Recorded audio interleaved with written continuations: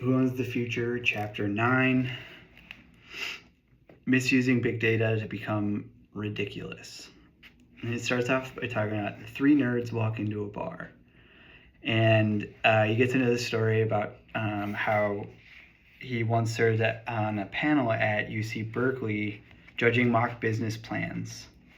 And there was this one that their pitch was, suppose you're darting around San Francisco bars and hotspots on a Saturday night. Essentially, they created an app. It's like, here's where the girls are. And that their service will make money with advertising, probably from bars and liquor concerns. And he says that he looked at this geeky, sincere trio and asked the obvious question: will there ever be the slightest chance that this service will provide even one bit of correct data? There was a tense pause, and the answer is no, of course not. There will never be good data. The whole scheme will run on hope. And so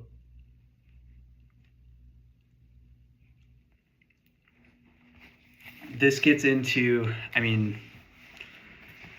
sort of the overarching narrative here has to do just like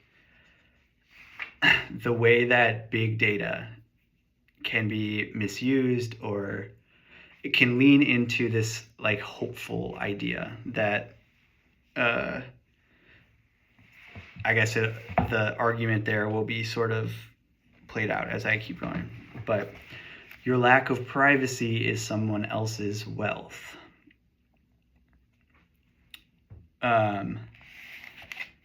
Occasionally, the rich embrace a new token and drive up its value. The fine art market is a great example. Expensive art is essentially a private form of currency traded among the very rich.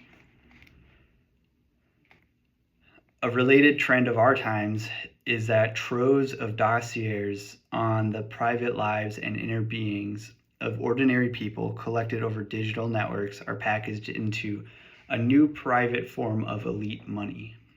The actual data in these troves needs not be valid. In fact, it might be better that it is not valid, for actual knowledge brings liabilities.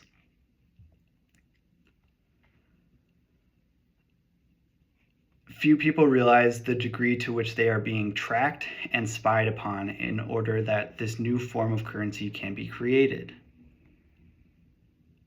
There's an extensive literature and a sphere of activism already in place to address the situation. So at present, he'll only briefest exposition of the topic here.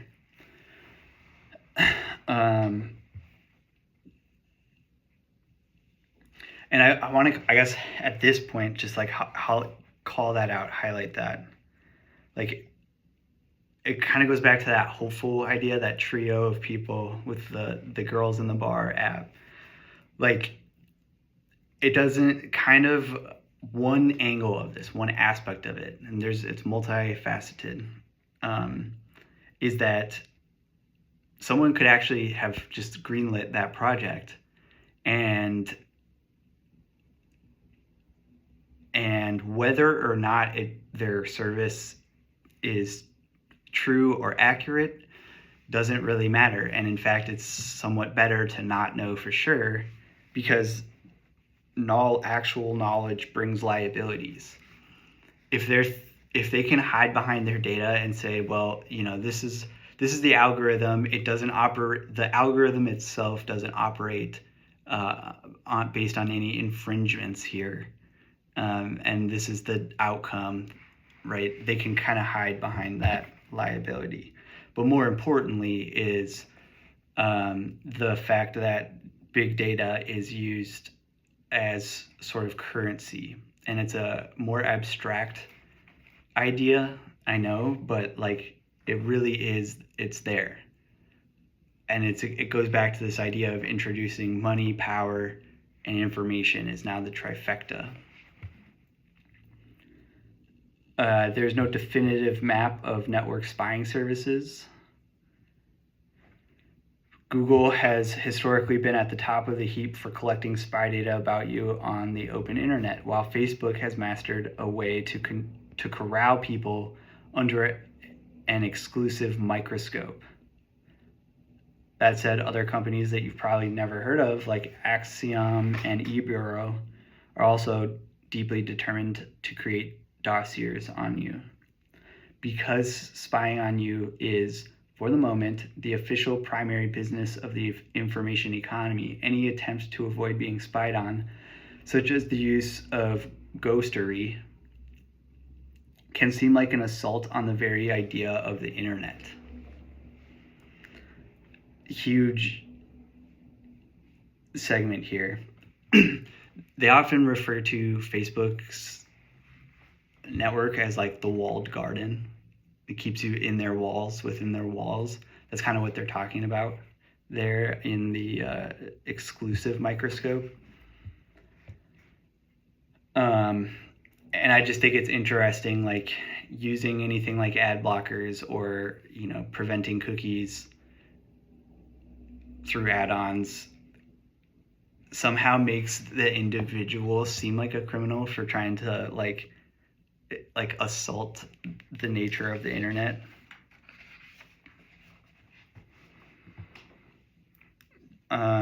Big data must be mastered in order to be valuable. It is not an automatic cornucopia or a substitute for insight. A spectacular recent example is the dawn of mind reading.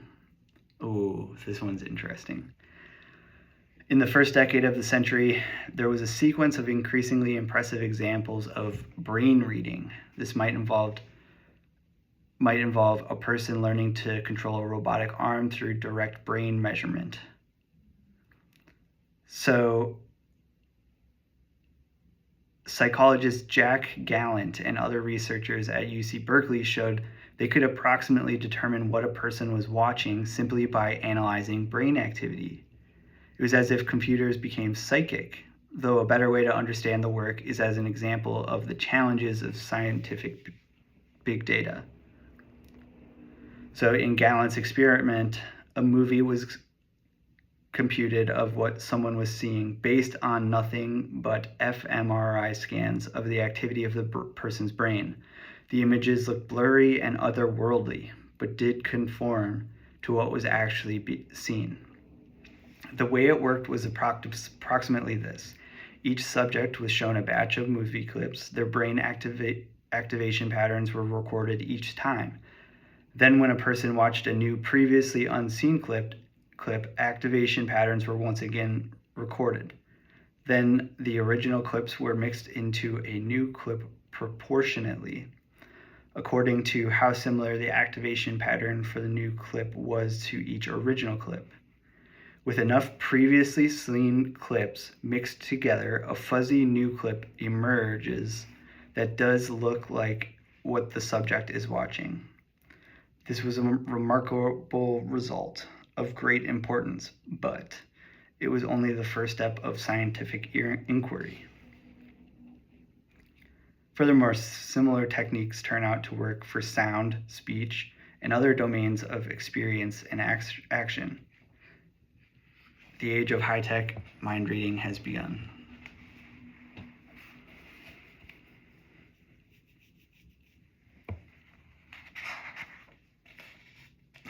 Moving on to something different. Occasionally, an objective test of big data reveals that the castles in the clouds were never real. For instance, there's no end to the braggadocio of a social network trying to sell advertising. The salespeople trumpet their system's ability to minutely model and target consumers as if they were Taliban in the crosshairs of a military drone. And yet, the same service, when it must simply detect if a user is underage, will turn out to be unable to counter the deceptions of children. Yet the fantasy of precision persists. In that moment of fervor, when you launch a siren server, you can practically taste the luscious swell of power. You have the information superiority because of your your listening post on the net. I love this idea here because it's something that I know a little bit about. Like, salespeople, trumpeting that they're able to target, the advertising people do this all the time. How great they are at targeting people, how you basically know the people that you're, selling to, where they are, like what they're using, all of this. But somehow, and like they can make these claims, and then somehow when we get into this issue of targeting to children, to underage people, that they're unable to somehow, like, despite having all of this great ability to target and do whatever and to know with really good certainty, they can't seem to combat underage kids, tricking them, whatever. The problem with magic. To the degree big data can seem magical, it can also be spectacularly misleading. Perceiving magic is precisely the same thing as perceiving the limits of your own understanding. When correlation is mistaken for understanding, we pay a heavy price. An example of this type of failure was the string of early 21st century financial crises in which correlations created gigantic investment packages that turned out to be duds in aggregate, bringing the world to indebtedness and austerity. Yet few financiers were blamed, at least in part because the schemes were complex and automated to such a high degree.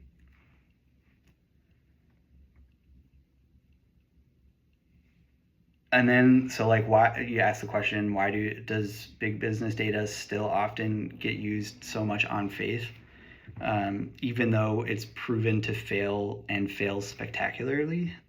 The answer being that big business data happens to facilitate super quick and vast near-term accumulations of wealth and influence.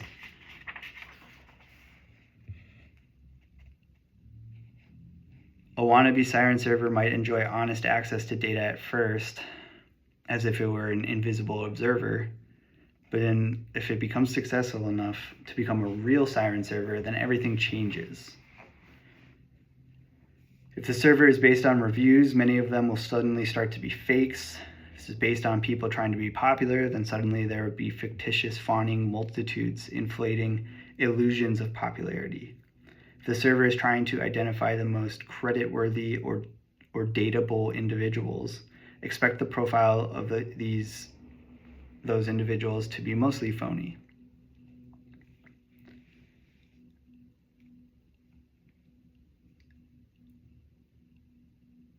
It kind of goes, and it goes back to these same old games,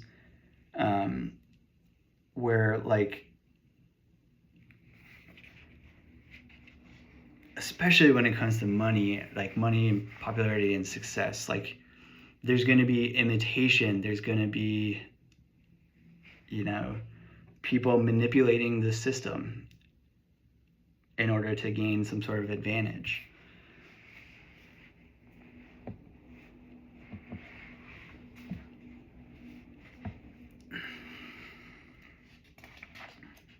Something that starts out as real kind of turns into an illusion.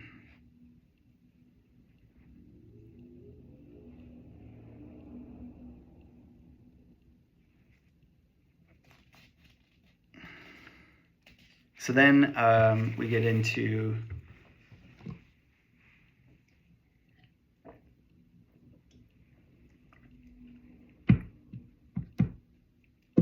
okay, sorry.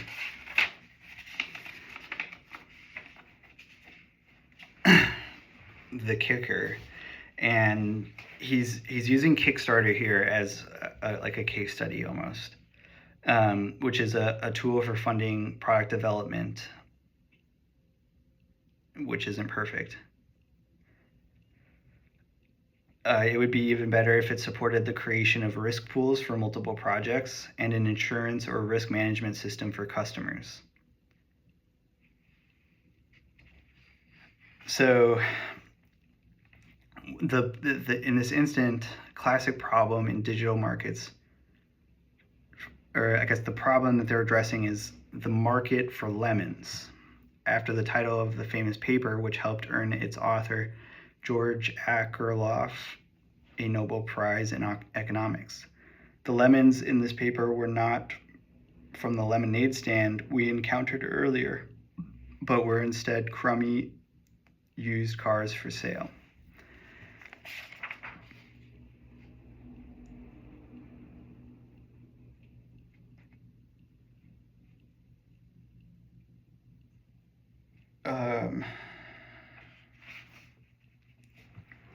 I don't know if I touched on the lemonade stand example.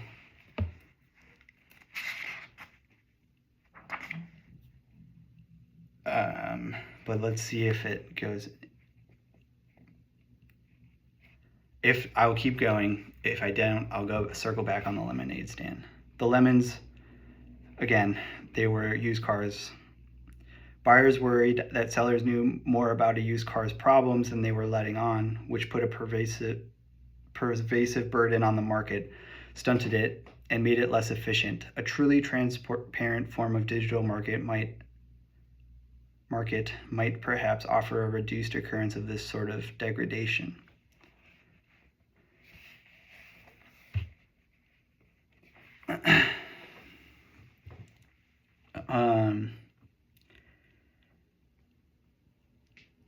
And then he goes on to say, I would like to see Kickstarter grow to be larger than Amazon, since it embodies a more fundamental mechanism of overall economic growth. Instead of just driving prices down, it turns consumers into a priori funders of innovation.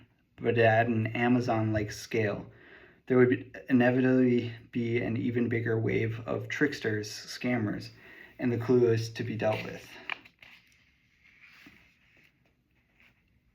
And so basically the structure of networks and these tricksters and things like that make it so that a place like Kickstarter can't grow to its full potential, essentially.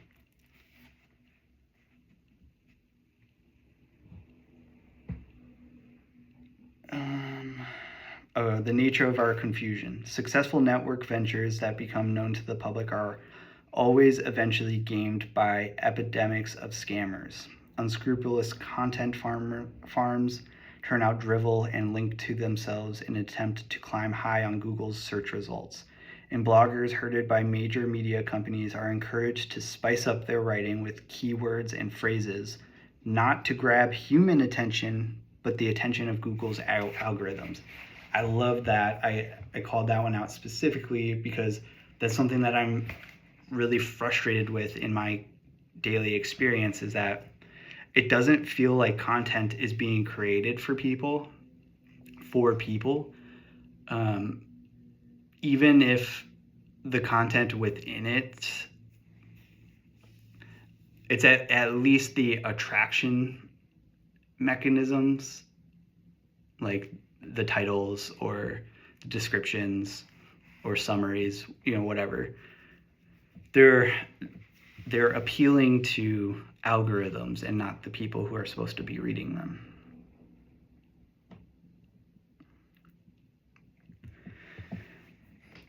That's where sites with reviews are stuffed with fake reviews.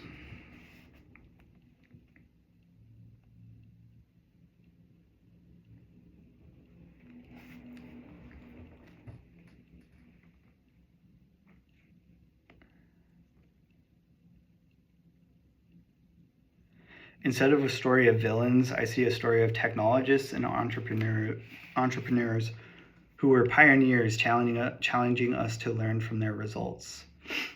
My argument is not so much that we should fight the power, but that a better way of conceiving information technology would really be better for most people, including those ambitious people who plan to accomplish giant feats.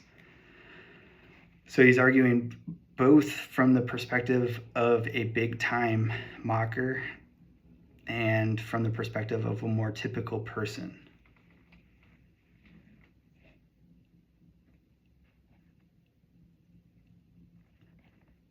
Politicians target voters using similar algorithms to those that evaluate people for access to credit or insurance.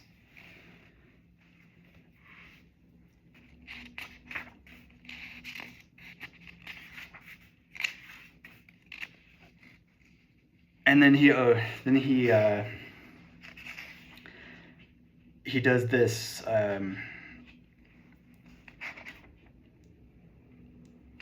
his third interlude includes his 9 humors, which is just like, so for example, Marx. Politics ought to subsume information technology. Marxism anticipates abundance but elevates politics infinitely and indefinitely. Once the machines can do all the work, politics will decide what's best for the people so that all will benefit from the bounty. So he's talking about the different approaches or viewpoints on all of this and how that could go. So counter to Marx would be like the invisible hand, where information technology ought to subsume politics. So think about in these two as the example. Like Marx would put politics as the supreme power, but the problem there is that it's infinite and indefinite on the political power there. The invisible hand, sort of the opposite. I don't want to get into all of those, but they are interesting. And each humor captures a distinct hypothesis about how politics, what it means to be human, and technology are related. They all concern the role of politics in the human will or intentionality in ever higher tech futures. Will politics become obsolete or absolute? Will people be subsumed, or will we transcend what had been our condition?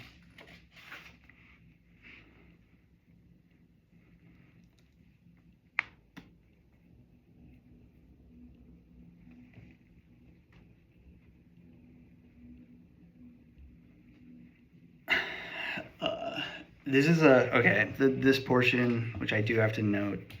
So look, once the ground rules of life are changed, you no longer have the ability to understand what you might have forgotten from a previous incarnation. No adult really knows what was lost in the process of growing up, because the adult brain cannot quite realize the mentality in which the childhood memories are fully meaningful.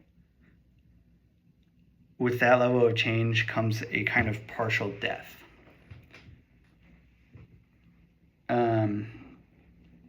And then he talks about, it's important to remember that nostalgia for lower tech times is based on fake memories.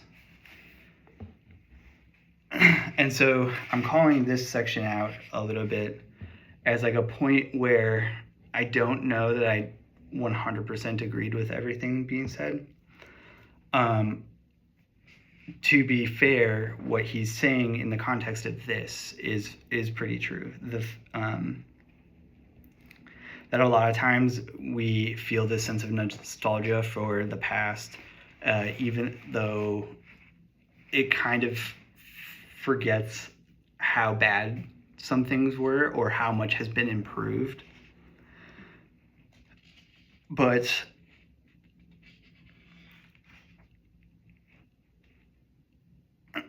I think there's a difference between like your day-to-day experience,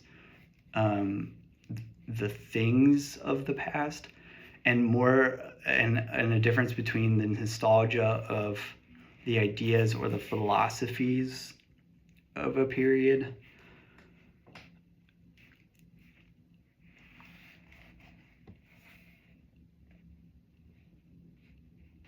I just feel like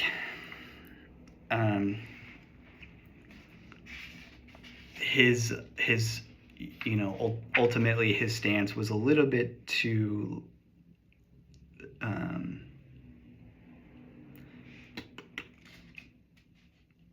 he minimized history a little bit too much in this case.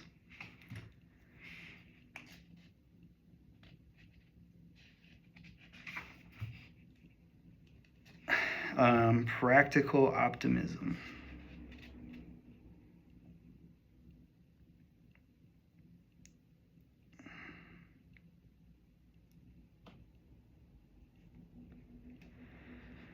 Ooh, okay.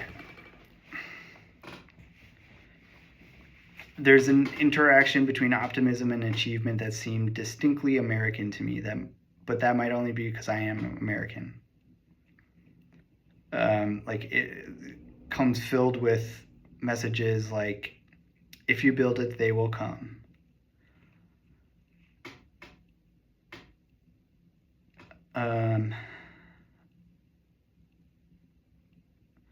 Okay, so Pascal just suggested that one ought to believe in God because if God exists, it will have been the correct choice, while if God turns out to not exist, little harm will have been done by holding a false metaphysical belief.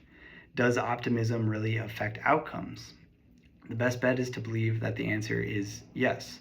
I suppose the vulgar construction Kirk's wager is a workable moniker for it. And he's bringing it up not for anything to do with God, but because he thinks the logic behind it is similar to some of the thought games going on in the mind of technologists. The common logic was not behind Pascal's and Kirk's wagers is not perfect. The cost of belief isn't really known in advance. There are those who think we've paid too high a price for belief in God, for instance. Also, you could make similar wages for an endless variety of beliefs, but you couldn't hold all of them. How do you choose? For better or worse, however, we technologists have made Kirk's wager. We believe that all this work will make the future better than the past. The negative side effects, we are convinced, will not be so bad as to make the whole project a mistake. We keep pushing forward, forever forward, not knowing quite where we are going.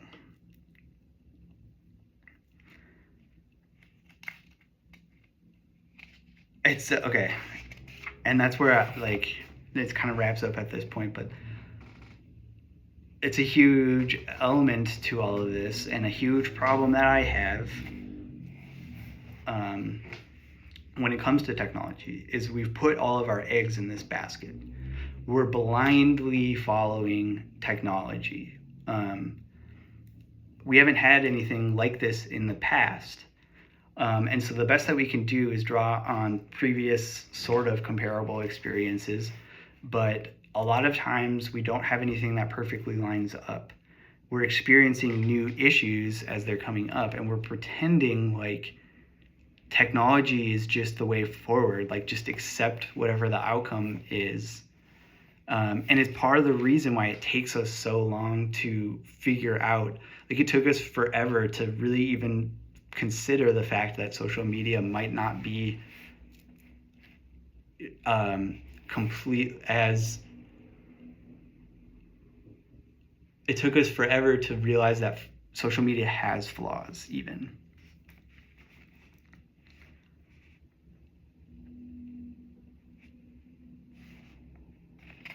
Oh my God. Okay. Scientists who study pure things like theoretical physics or neuroscience frequently address the public with books and TV documentaries about the sense of wonder they feel and the beauty their work has uncovered.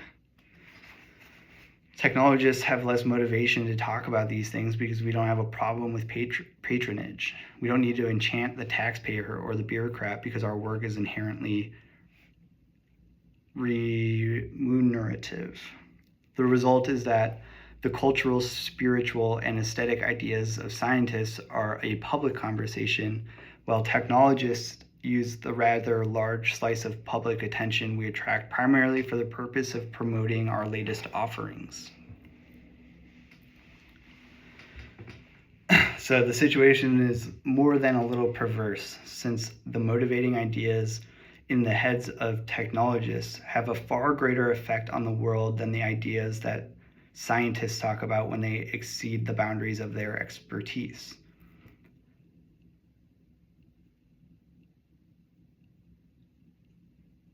It is interesting that one biologist might be a Christian while another is an atheist, for instance, but it is more than interesting if a technologist can manipulate urges and behaviors. It is a new world order. The actions of the technologist change the events directly, not just indirectly through discourse. To put it another way, the non-technical ideas of scientists influence general trends, but the ideas of technologists create facts on the ground. I feel like that sort of speaks for itself, and I don't need to elaborate on it too much, but again, just another great way that we're approaching this in a problematic way.